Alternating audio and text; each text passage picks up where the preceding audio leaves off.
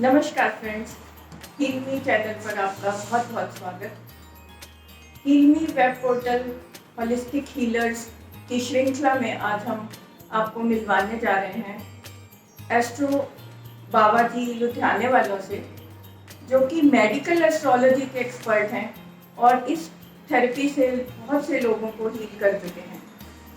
ये बेसिकली जीरकपुर में आजकल रहते हैं और वहीं से अपना ऑफिस इनका चलाते हैं।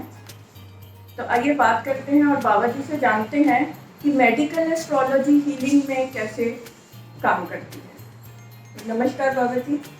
नमस्कार अनिता जी, आपने मुझे यहाँ पे बुलाया। आपका टीवी जो चैनल है, पहले तो मैं आपको मुबारकबाद देता हूँ कि जो भी आपने चैनल शुरू किया है बहुत अच्छा है लोगों के लिए कि एक नई चीज़, एक नई दिशा लेकर आप आए हो, जो कि ऑनलाइन बैठकर अच्छे तरीके से अपने बारे में मेडिकल के द्वारा नए नए उपायों के द्वारा आपके इस वेबसाइट के लोग जुड़ सके और उनको फायदा हो सके। थैंक यू जी। बाबा जी, आज हम आपसे जानना चाहेंगे, जैसे अक्सर देखा जाता है कि लोग जब बहुत मेजर किसी हेल्थ इशू को फेस करते हैं तो कई बार डॉक्टर्स अपनी सारी ताकत लगाने के बावजूद कोई किसी चीज़ को हील नहीं कर पाते, क्योंकि हर एक पैथी की अपनी लिमिटेशंस होती हैं।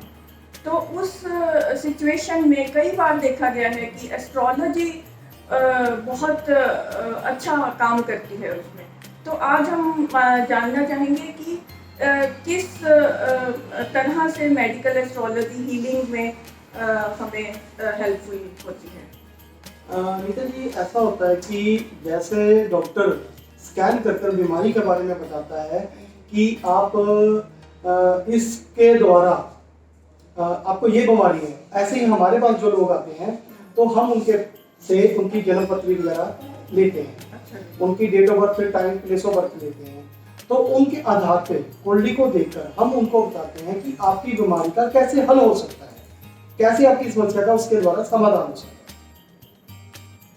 ओके, तो इसके लिए सिर्फ जन्म पत्री ही दिखाना जरूरी है, या कई बारी कोई बंदा इतना परेशानी में होता है कि उसके पास जन्म पत्री अवेलेबल नहीं है, या कई बार ऐसे होता है कि परिवारजनों को किसी का डेट ऑफ बर्थ पता ही नहीं होता, जैसे पुराने लोग थे उनको डेट और जन्म के टाइम का पता नहीं होता था, तो उसमें भी कोई ऑप्शन होता है कि आप उसको देख सकते हैं और कर सकते हैं? जी नीता जी, ऑप्शन होता है।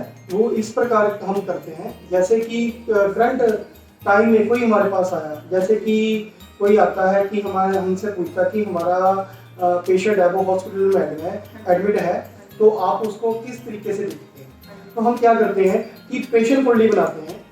जब इंसान हमारे पास जिस टाइम में आता है, जब जिस टाइम में हमारे फोन से या जैसे भी वो हमसे कोई क्वेश्चन करता है, तो उस टाइम की हम पेशेंट कुंडली बनाते हैं और पेशेंट कुंडली के द्वारा ही हम उसे बताते हैं कि कैसे इसका हल हो सकता है।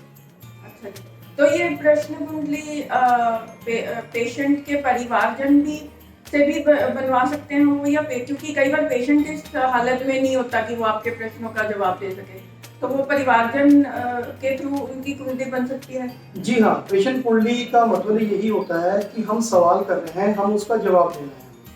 जैसे उन्होंने हेल्थ के बारे में हमसे पूछा कि आदमी हॉस्पिटल में एडमिट है, तो जिस टाइम पे हमारे पास कोई सवाल लेकर आता है तो हम उसकी कुंडली उस टाइम में बनाकर उसके द्वारा उसका देखते हैं भी क्या बीमारी है, क्या प्रॉब्लम है, उसके द्वारा उसको हल बताया जाता है। ठीक है जी। तो बाबा जी, अब मेन प्रश्न पे आते हैं कि किस तरह से, और जैसे प्रश्न कुंडली आपकी बन गई और आपने देख लिया कि क्या क्या प्रॉब्लम है या जैसे भी, तो उसकी जो हीलिंग है वो किस तरह से की जाती है?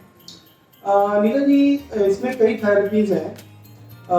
इसमें क्या होता है कि हम किसी को मंत्र के द्वारा भी हम हील कर सकते हैं, और सेकेंडली स्टोन्स भी होते हैं, स्टोन भी पहना सकते हैं। मान लो कि कई बार हॉस्पिटल में बंदा एडमिट है तो हम वहाँ जाकर उसको स्टोन नहीं पहना सकते। हाँ जी। तो उसकी कुंडली के द्वारा हम उसकी पोजीशन को देखते हुए हवन, पूजन और मंत्रों के द्वारा उसको हील कर सकते हैं।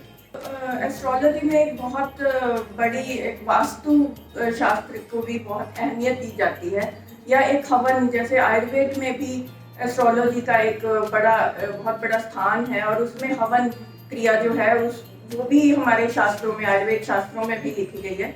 तो इन दोनों के ऊपर थोड़ा प्रकाश डालें कि वास्तुशास्त्र और हवन क्रिया कैसे काम करते हैं और उनका कितना इम्पैक्ट पड़ता है पेशेंट और उसकी हेल्थ पर। नीता जी, ऐसे होता है कि जिस पीरियड में इंसान बीमार होता है, हम उसको डॉक्टर तो कोशिश करते हैं कि दवाइयों के द्वारा उस चीज़ को, देखो वो भी प्रोसीजर से करना चाहिए, क्योंकि हमारा जो शरीर बना हुआ है 5 तत्वों से बना हुआ है। और जो हवन में हम हवन करते हैं उसके नाम के द्वारा जो इंसान बीमार होता है, तो वो भी 5 जो उसमें हवन पूजन में हम सामग्री वगैरह यूज करते हैं वो उसी मुताबिक होती है। क्योंकि जैसे जैसे अग्नि में हम उस मंत्रों के द्वारा, जैसे कि महान मृत्यु का मंत्र का भी जाप किया जाता है और उस बंदे के नाम से, तो जैसे जैसे वो मंत्र उच्चारण होकर विभूतियाँ डलती हैं, तो यूनिवर्सल में वो चीज़ें जब जाती हैं, तो जिस इंसान जो बीमार होता है उसके द्वारा हम जो हवन करते हैं, तो धीरे धीरे उसके ऊपर उस चीज़ का इफेक्ट पड़ता है और वो ठीक होना शुरू हो जाता है। और आपने पूछा था वास्तु के बारे में। वास्तु कई बार क्या होता है कि हम घर में सो रहे होते हैं, हर आदमी का अपना अलग से एक रूम होता है, तो काफ़ी टाइम से वो मेडिसिन लेता रहता है, तो लेकिन वो ठीक नहीं हो पाता। तो क्या रीज़न क्या होता है? कई बार गलत दिशा हम चूज कर लेते हैं। जैसे कि हमारे जो 5 तत्व से हमारा जो वास्तु का सिद्धांत है, जो दिशाएं हैं, जैसे कि हमारी 4 मेन दिशाएं हैं, तो हर दिशा का हर अलग है। जैसे कि ईस्ट है, ईस्ट अग्नि तत्व है, सूर्य ईस्ट से निकलता है। ऐसे साउथ है मंगल, यानी कि मंगल अग्नि तत्व का उसमें आता है।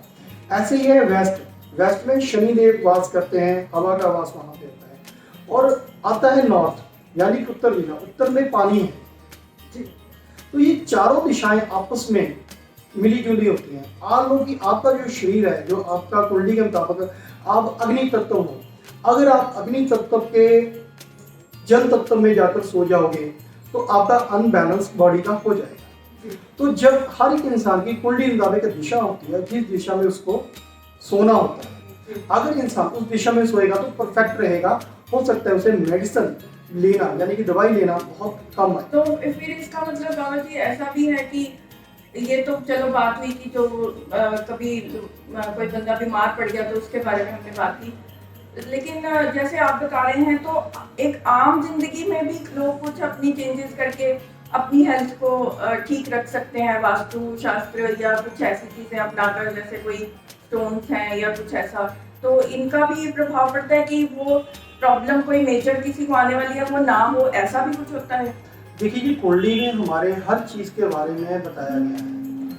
हमारे पूरे शरीर का जो तापमान है कुंडली के आधारित तो होता है। जैसी जैसी हमारी दशा या अंतर दशा प्रतंत्र दशा चलती है, अगर हमारी दशा अगर मान लीजिए कि रोग स्थान की चल पड़ी, अब रोग स्थान का जो ग्रह है कहाँ पे जाकर बैठा है, उसकी पोजीशन को भी देखना पड़ेगा। अब हम क्या करते हैं, रोग का हल रोग स्थान में जो प्लैनेट हमारा बैठा आता है उसे हम ठीक करते हैं उस मंत्रों के द्वारा या स्टोन के द्वारा। अब मंत्रों के द्वारा आदमी जो है एक्टिव तो हो गया, लेकिन प्रॉपर ठीक नहीं हो रहा, कुछ ना कुछ प्रॉब्लम आ रहा, तो हम उसको स्टोनों के द्वारा भी अपने लगन को मजबूत करके स्टोन डलवा सकते हैं। जैसे कि हमारा लगन, कोई भी लगन होता है, एग्जाम्पल के तौर पे हम बात कर लेते हैं, किसी का धनुर्लग्न है, यानी कि 9 नंबर का लगन है।